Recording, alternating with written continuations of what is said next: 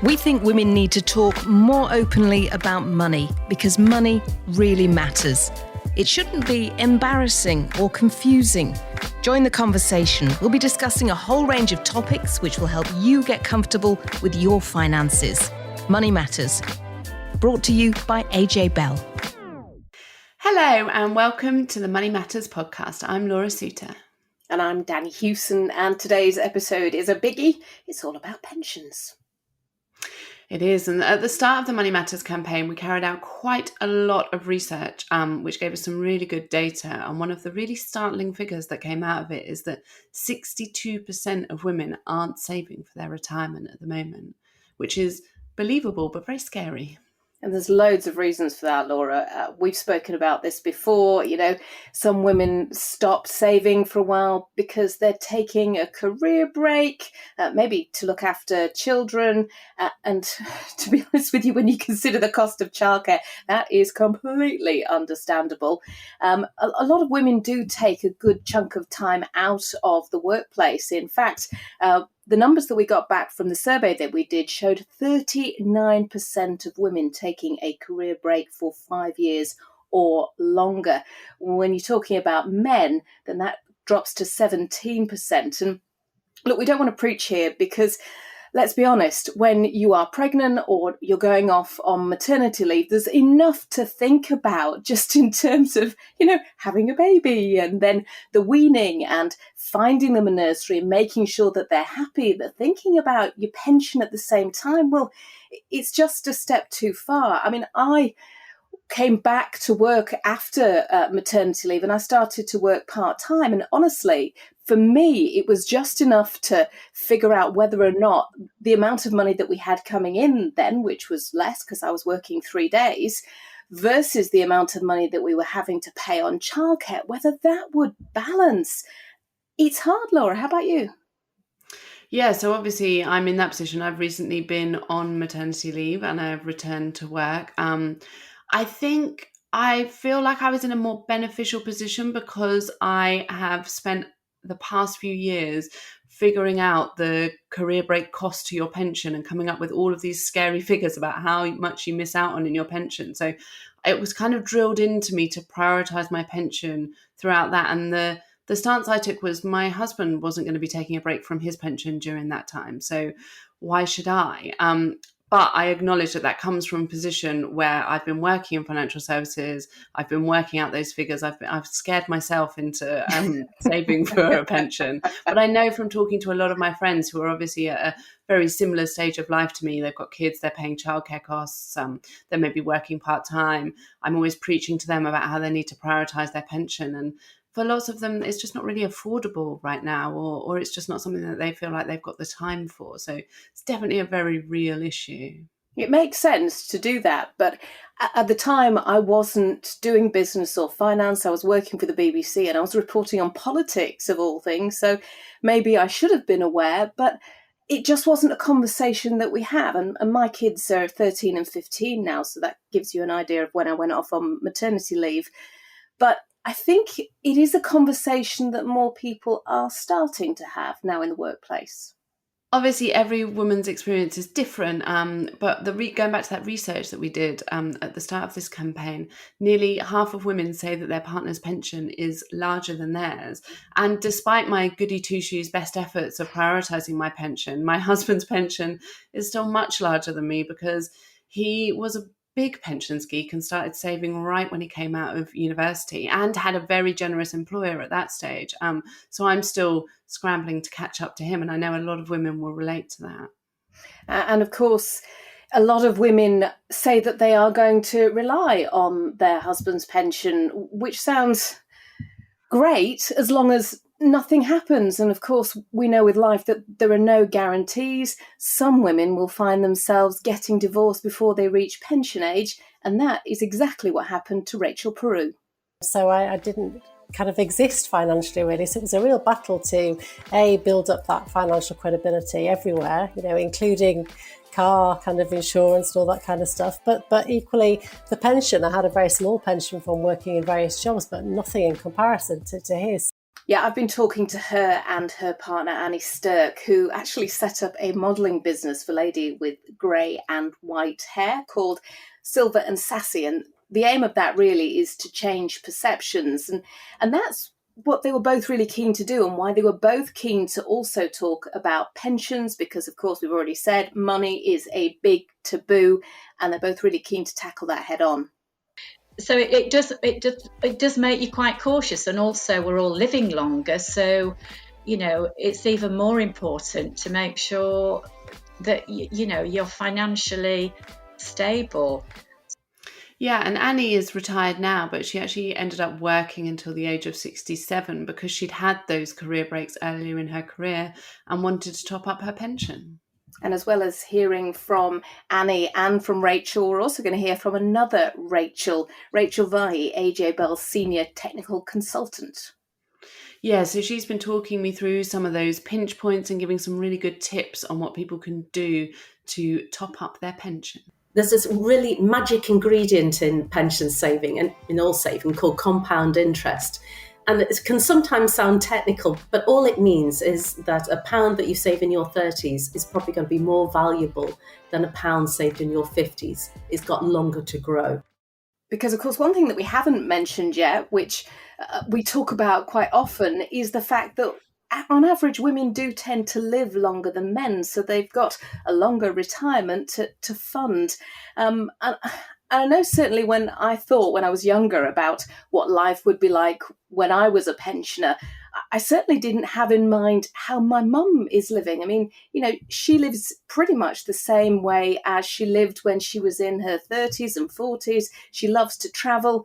And it's about busting those myths. And that's exactly what I was talking to Annie and Rachel about. Rachel, you've really been pushing, breaking down some stereotypes. How have you found it, and why did you start doing that? I found it really exciting. I think it's a really exciting time to be an older woman right now, to be honest. And I started doing it because I found myself getting divorced at 40. And before that, I hadn't really had any major career kind of drive, didn't really find my passion, I suppose, until later in life. And I guess I let fear stop me from doing things. And after 40, I found so many new opportunities opened up for me. And it really did feel like that second life that everybody talks about. And so I spent the last kind of 10, 11 years trying new things, saying yes to things that I'd never thought about. And it's led me down a very different path. It led me into a modelling career that I'd never, imagined or dreamt of. I went to university and got a degree. It's just opened up a whole new world to me. And I'm 51 now, and I really do feel like I'm just getting started in this, and I've got so much more that I can give and I want to try and do. And I think it's, looking back on my mum's generation where it was you left school and were in the same job all your life, it really doesn't feel like that now. So I feel kind of excited about what's going on, and then connecting with like-minded women that are doing exactly the same thing. It just feels like a really powerful time.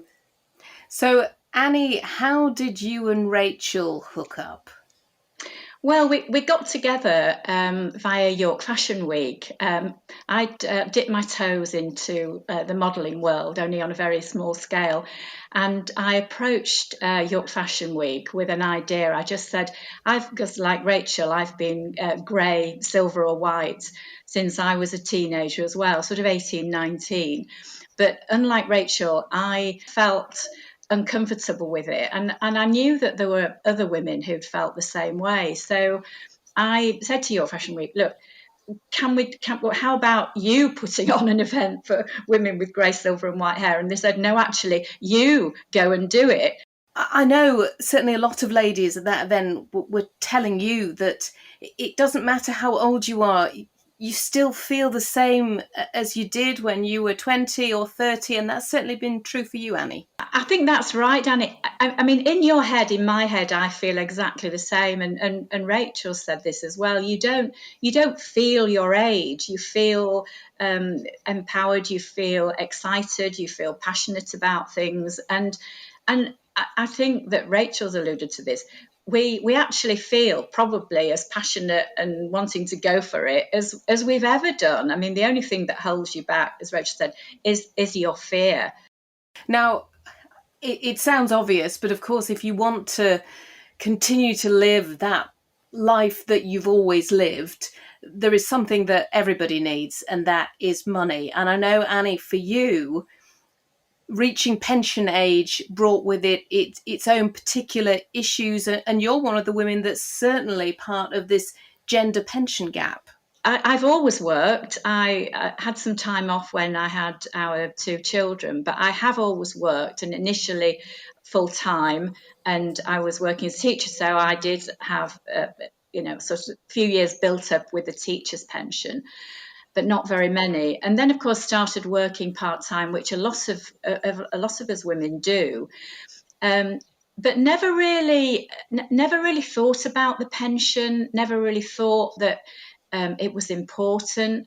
And then I started working more regularly in further education, and the colleges had lots of satellite colleges. I was working at one, and I was working over the number of hours that were required to give me access to what was called an associate lectureship. But I was just thwarted at every conversation I had with the powers that be. Was told to, oh, Annie, you must speculate to accumulate.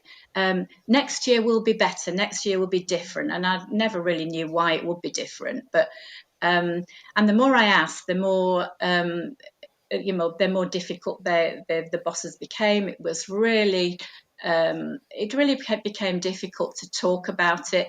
So in the end, I just gave up. But the thing that you feel now that you've lost out on is that you are always watching the pennies. You are always watching, sort of, well, I could have that, but I need to save up for X number of, months for it, or X number of years. So it does make you quite cautious, and also we're all living longer, so it's even more important to make sure that you're financially stable.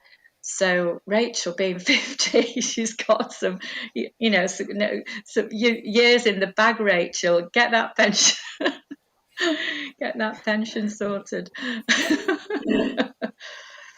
Rachel, for you had an awakening at 40 because of divorce.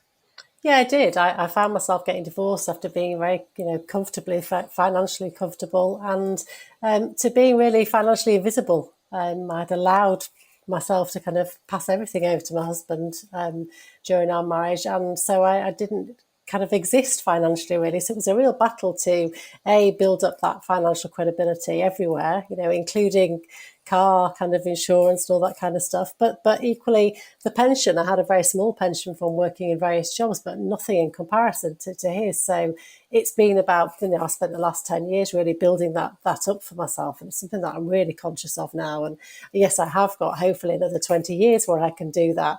But it's certainly something that, paying into a personal pension plan has been kind of, I'm on a mission now to make sure that I am financially independent and secure for myself. And I am crossing myself because it was my own fault for allowing that to happen and get myself in that position. But it's very easy to do, when you're in a financially position in your 20s and 30s and early, late 30s, you don't really think about it, because I've never really had to worry about it. To then suddenly think, okay, right, I do need to worry about it, was a bit of a shock. How angry were you when you realised that that had been the case? Yeah, very. And I think if I'd had the same kind of strength and confidence that I have now 10 years ago, I probably would have done more about it, to be honest. But it's you live and learn, don't you? And yeah, I am kind of making up for it now, and really, it's something that I'm very aware of, that I'm constantly kind of not worrying about, but it's always there. It's always kind of, okay, how can I make everything work so that in the next 20 years I am going to be financially secure, whatever the outcome. Because you've got time. I mean, you do have those 20 years. So are you really seriously thinking about, 10% of your income? How much are you being able to squirrel away towards that pension every month? It's difficult because I'm self-employed. So I do think that makes a big difference, because it's not as easy as you're saying to yourself, okay, yeah, every month I'm going to put 15% away, because some months I might not earn as much as the month before. So I am just trying to, especially if the last 18 months, I'm just trying to tick over and make sure something goes in, because something's better than nothing. And when I can, then I'll pay more in. So it is a bit of a roller coaster. And Annie, of course, you're retired now, and you are able to enjoy life, and a lot of that is down to your husband's pension. It is, yes. We downsized a few years ago when just about when Ken retired, and took a lump sum out to do a renovation project, which was great. And then obviously we've got the monthly sum from that, and obviously we've got the state pension as well from both of us. So, I mean, we're to be fair about it, we're not on our uppers, but it's I think long term we're worried because the pot, it's not an everlasting pot. At the end of the day, I have found it a really fantastic time, the retirement. I stayed at work till I was 67 because I enjoyed work. Work was like a hobby for me, but also because I was able to earn as well. So I tried to offset the fact that I didn't have the pension by working longer. But yeah, it's a great time. It's a great time, and because touch wood, I'm fairly healthy. I am allowing myself to enjoy this time of my life, because it's fun meeting new people, and there are lots of new opportunities out there. So if you were going to say to a younger woman now a bit of advice about the future, both in terms of their own self-confidence and putting themselves in a decent financial position for the future, what would you say, Rachel? I'd say knowledge is power.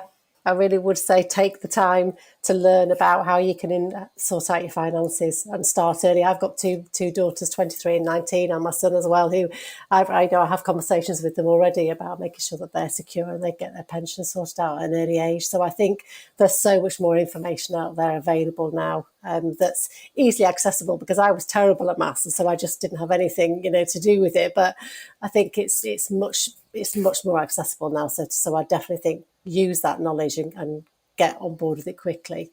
And when it comes to self-confidence, I would say definitely get off social media as much as you can and follow. And if you are on social media, follow the right people. Be very choosy about who you are following, because, we are bombarded by all these fake images of people in the perfect life. And we all know that that's just not the case.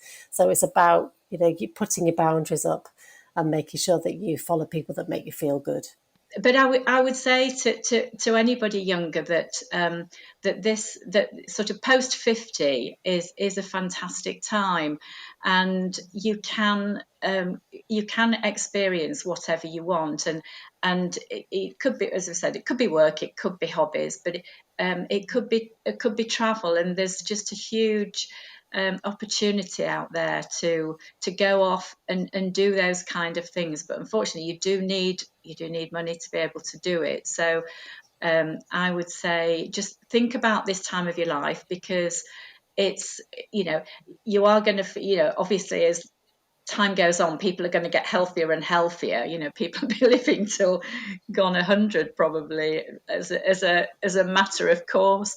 So there are a lot of years ahead, and I think it's important to think about this 50 plus or 45 plus time of your life as a real opportunity for you in so many different ways, but it's important to plan for it. Ladies, thank you very much. It's been a delight talking to you.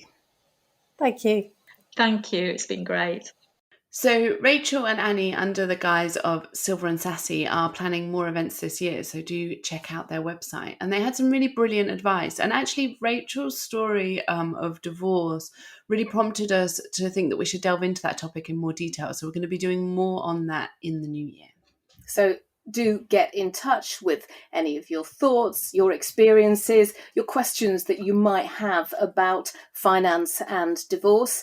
You can get in touch with us either on Instagram, go to AJ Bell Money Matters, or you can email us moneymatters at ajbell.co.uk. Right now, though, it is all about pensions. Yes, so Annie and Rachel's story will chime with many women. We are now going to talk to Senior Technical Consultant at AJ Bell, Rachel Vahey, who is an expert on all things pensions. And she's going to help talk us through what to do with your pension at different stages of life. So, Rachel, what can people do to ensure that they're saving enough for retirement? Well, it sounds very obvious, but take an interest in your pension. Don't ignore it. Don't put it away in that too difficult to think about box. Many people have been automatically enrolled into their pension, so they never made a choice to join it or decide how much to pay into it. So get to know your pension fund. Get to know how much you save each month and where it's invested. Get to know how much you've saved up already, and that should be easy to do. Just ask for a statement from your scheme or your provider, and then work out how many more years you've got to go until you get to retirement. That way you can work out what sort of fund you can expect, but also what sort of income you can expect as well. A really good tip is to start saving as early as you can. And this gives you a chance to save up as much money as you can, and it gives it a longer time to grow. There's this really magic ingredient in pension saving and in all saving called compound interest. And it can sometimes sound technical, but all it means is that a pound that you save in your 30s is probably going to be more valuable than a pound saved in your 50s. It's got longer to grow. And then finally, have a look at how much money your employer is putting into your pension scheme. What you could do is to maybe increase your contributions, and then your employer might also increase their contributions as well. So even if you just increase your contributions by a little bit, you could find that because your employer also pays in more, that you even maybe double your pension contribution. So this is free money. So it's really good to take advantage of this. And everyone loves free money. I speak for knowledge there. I love free money. I love free money. So I thought, those are really like useful broad tips, but I thought it would be interesting to look at when you're in different age categories, what some of the challenges you might be facing and some of the reasons why you might be neglecting your pension, and maybe you can give us some top tips for those. So younger people, maybe in their 20s or 30s, they might still be saving for a house. They might have come out of university with some debt. So how do those younger people balance the competing things of wanting to save for other things, but also maybe wanting to put aside money for a pension? I think it's a tough call being young, because you've not got a lot of money, you've not got a lot of savings behind you, but there seems to be so many calls on your money. And I think it's really easy to be uncertain about what to prioritize and how much to save and where to save it. I think a really good tip to start off with is to pay off any high cost debt and to get rid of that first. And then maybe to build up a buffer fund, a contingency fund, and maybe look at saving up to about 3 or 6 months worth of your salary. Now, once you've got that behind you, then when life throws you that curveball, which undoubtedly it will, something will go wrong, won't it? The heating will break, or the washing machine, or the car, or whatever. Then you've got a little bit of money behind you to be able to face that. So if we're thinking beyond that, and we're thinking maybe about pensions, have a look at this automatically enrolled pension. Now, by law, your employer has to automatically enroll you into a pension, and they have to pay in contributions for you as well. So if you opt out, you lose those contributions completely. They don't come in as extra salary, they just disappear. So going back to what we were saying earlier, if you turn these contributions down, then you're saying goodbye to free money. If you want to start saving for a property, then you could think about a lifetime ISA.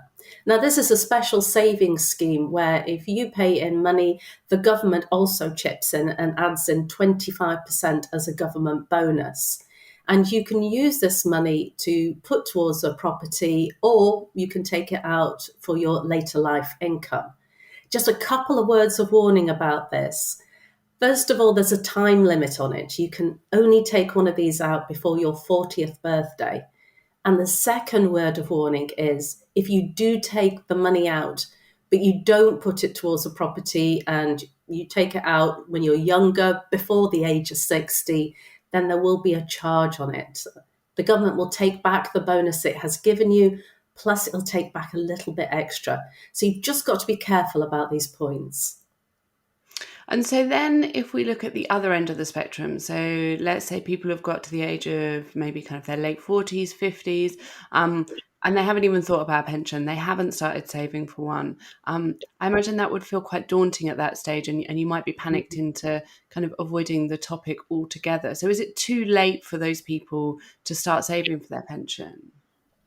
Because you're a little bit closer to retirement, you've got a better idea, I think, at that age, when you're in your 50s, about what your expenses are going to be in retirement. You've got a better idea of what your retirement picture is going to look like. And you should have a better idea of how much income you've got. So the first place to start, I would suggest, is to figure out how much you've built up already within all your savings plans, but also within your pensions. So if you start with your state pension, then get a state pension forecast and have a look from the government website. And this will tell you how much money you've got within your state pension. Now, your state pension is based on how many years of national insurance contributions you pay in. If you pay in the full 35 years national insurance contributions, you get the full state pension. So obviously you pay in fewer years, you get a smaller pension. Now, there might be some years where you've not paid in the money, paid in your national insurance contributions because you've been out of work. And if you've been caring for small children or elderly relatives, then you can get a credit for those particular years. If you've got any other gaps, then you can make these up. You can pay in extra national insurance contributions and make these gaps up. And often it's worthwhile doing this. You get quite a good return on your money. So investigate this further. And again, go and have a look at the government website, because it's really easy to do this and to pay in these national insurance contributions. And it should be able to give you a lot more information about how to do that. So once you've done your state pension, have a think about all your private pensions as well. And as I said before, go get statements, go and get all this information. And so much of this is now online. It's easy to do. You shouldn't feel like you don't know how much your pension is worth. It's all at your fingertips. Just go and create those online accounts. And then you've got a much better idea. You can add up all the figures and you know exactly what you've got, exactly what's coming to you. And it gives you a much better sense and much better foundation to start saving on. So we've also been talking quite a bit about the gender pensions gap and how men just on average have much more in their pensions than women. What tips can we all take to help bridge some of that gap and to make sure we don't fall behind our partners or kind of our male peers?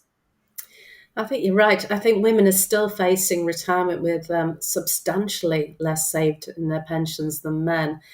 And I think my biggest tip would be to give priority to your savings and your future life.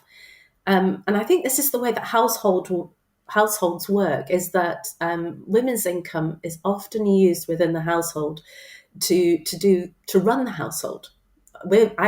For example, I know in my house, I'm the one who spends the money on the supermarket savings, and I spend the money on the school uniforms and things like that. And because you've got these sort of expenses coming out where you're not entirely sure what they're going to be from month to month, then you're left at the end of the month and you've got no money. So prioritize this. Put your savings first. Take that money out of your account first. This is important. This is your long-term life. So if you concentrate on your pensions and you concentrate on your savings, you can work towards having the later financial life that you really want. So think about how you can work as a couple and discuss this with your partner. Remember, it should never be taboo to discuss money, and especially with your partner. So, have this little conversation about where you're going to put the pension savings between you. Now, I've already mentioned the state pension, and women are much more likely to have these gaps in the national insurance contributions because they have career gaps. So make sure you investigate it and whether you are entitled to any credits because you were looking after small children or elderly relatives, and see if you can claim those credits. Thank you so much for that. I really hope that has helped some people, and there's some really good tips in there. So thanks a lot for joining us. Thank you. That was Rachel Vahey there. But as with anything, I should say that if you do have questions about your own personal financial situation, then it is really worth seeking out some advice. But with this podcast, what we're hoping is just to really start the conversation, to start you asking some questions. And they don't have to be complicated. You know, I mean, when it comes to your pension, just, do you have a pension? Do you know where it is? How much is in it? How much it's going to be worth every month for you, for example, once you reach retirement? And is that going to be enough?